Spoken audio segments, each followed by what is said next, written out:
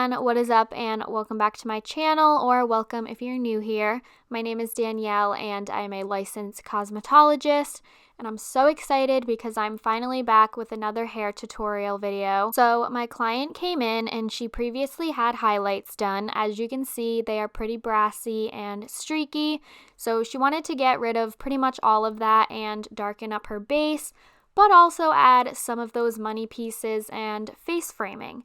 So what I did to start was just cut off a few inches. She wanted to cut off about 3 to 4 inches, so I always like to pre-cut, especially when I'm going to be lightening or low lighting. It just saves so much product and so much time. Plus, since you're cutting off all those dead ends, it's a lot cleaner of an application and you know you're not damaging any of those ends. So I'm pretty much just taking about 2 inches off first, just with dry cutting, and then obviously when her hair is wet after the application, I'll go in section by section and make sure everything is nice and straight, and also take off a few more inches. So since I'm going to be highlighting and low lighting today, I'm going to be mixing up my lightener and low light at the same time, just to make it faster. So for lightener, I am using Redken Flash Lift, and I also did want to mention that since I'm not renting a chair yet, I get to use the salon's products. So we have all of the Redken shades EQ, which I absolutely love, and Redken Flash Lift, the Redken Chromatics. So just wanted to put that out there. But yes, I'm using Redken Flash Lift for my lightener. It is so good. And I'm mixing that with 20 volume. And as I move up more towards her head and like front of her face, I'm going to increase the volume so that it all lifts at the same time.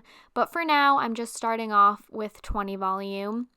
And then for my low light, since she is really brassy, I want to make sure I cancel any of that out. So I'm going to be using an NA and an N, and NAs and Ns are blue violet based, so I know that's going to cancel out all of the orange and yellow tones that are in her hair. And I believe I used 5N and then 5NA and 7NA to make 6NA because we didn't have any 6NA. So I just mixed 1 ounce of 5N and then 0.5 of 5NA and 0.5 of 7NA to make 6NA. And then of course added equal parts of the processing solution and just mixed it up. So I started off by just sectioning out her hair into 3 quadrants, the front 2 pieces from the top of the head down to the top of each ear, and then just the back section. So I always like to do bottom up because it just makes the application process a lot cleaner and a lot neater. So I'm taking about a 1-inch section, and then with that 1-inch section, I'm splitting it into 2 sections. And then I'll be low lighting the bottom piece and hand painting the top piece. I know this sounds a little bit confusing, but I'm going to be fast forwarding this whole entire process, so hopefully you'll understand a little bit more by what I mean. And just to make it cleaner, because I'm a super neat freak, for a few of the sections with the low lights, I'm just going to be covering it in a foil so that it doesn't touch my hand painted piece. And usually when I balayage or hand paint, I like to tease, but I already knew that I was going to be doing an intense root smudge because I wanted her roots to match the low light. So I just didn't even bother teasing her hair, and I just went in and balayaged it the way that it is.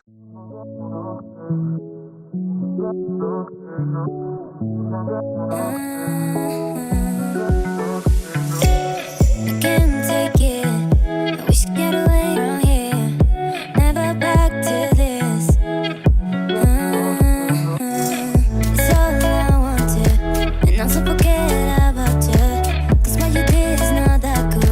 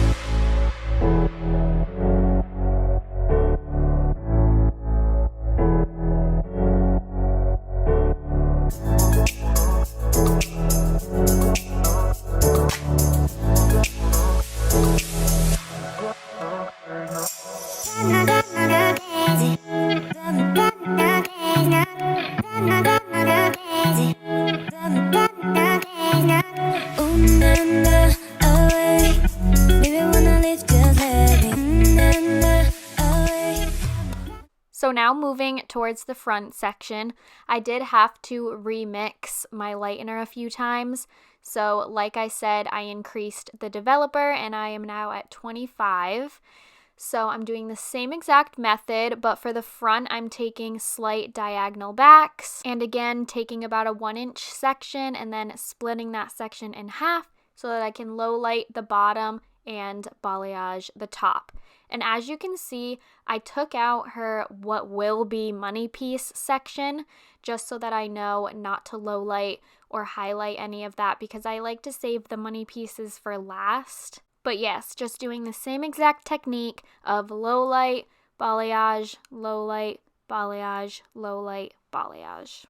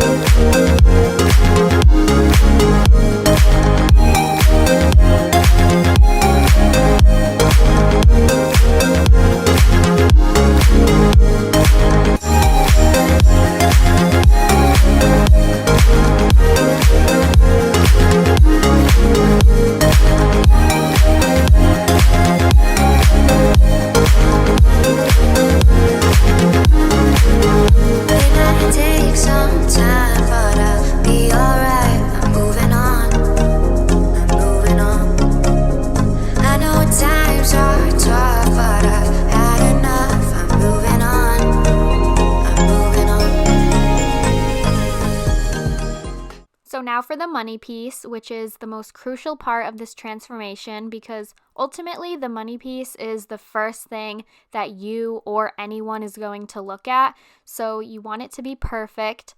I didn't want her money pieces to be too drastic, but I also didn't want them to be too little because with darkening up her hair, the money piece and face frame is going to be the most bright.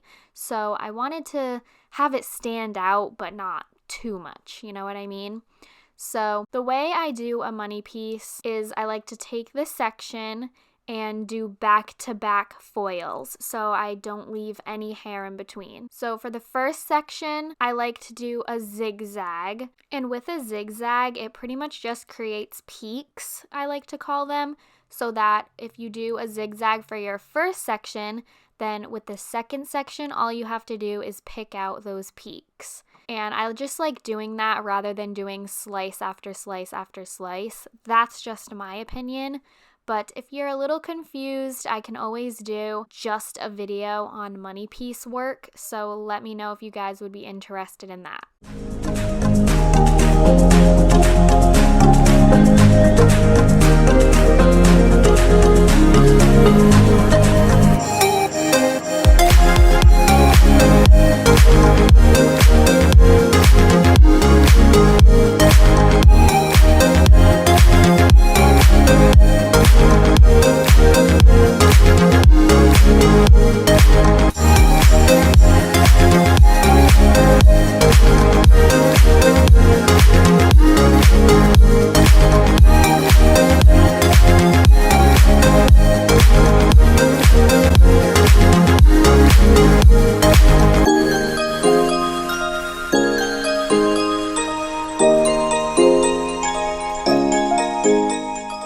Okay, so once I take out all of the foils, I like to go in, rinse the hair, and shampoo.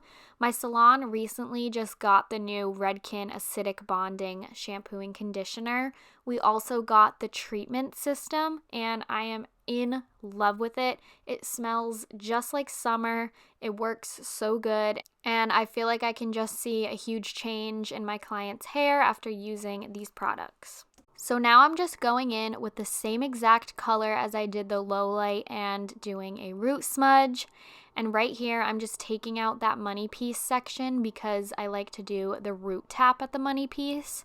But for the rest of the hair, I'm going to be doing a root smudge. And this is just going to make everything blend together very seamlessly and match the same tone as the low light.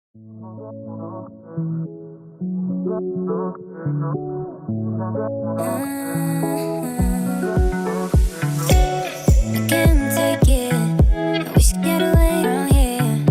Never back to this. So now I'm at the final step, which is curling the hair. Unfortunately, I wasn't able to show you guys the toning process, the haircut, and the blow dry because my camera started to die, but I wanted to charge the battery to at least show you guys me curling the hair. But for the toner, I ended up using equal parts 8N and 8V just to cancel out any warmth that was lifted with the balayage pieces. And then for the haircut, I just went in, touched up any uneven pieces from the rough cut. I think I ended up taking like another inch off. And then I also trimmed up her face framing pieces and then just did a quick blow dry. And now we are here curling, which is literally my favorite part of the whole entire process. It is so satisfying and I just love curling hair. But the curling iron that I'm using is the Babyliss Pro Nano Titanium 1.5 inch spring curling iron. I used to have the 1.25 inch Marcel curling iron, but it started to squeak. I think just something broke on it. And I also didn't like how small it was. So for Christmas, I had my mom get me this one. The barrel is just a little bit bigger and I like it so much better because I feel like it gives the hair a little bit more of like a beachy wave. But for sectioning, I don't really go crazy. I kind of just section it the way I blow dry it. But my little tip for curling is to always leave the ends out, usually about like 1/2 inch to 1 inch of the ends out.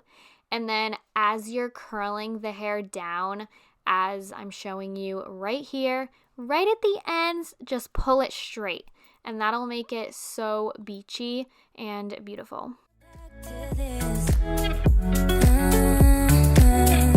all I wanted, and I'm so forget about you. 'Cause what you did is not that cool.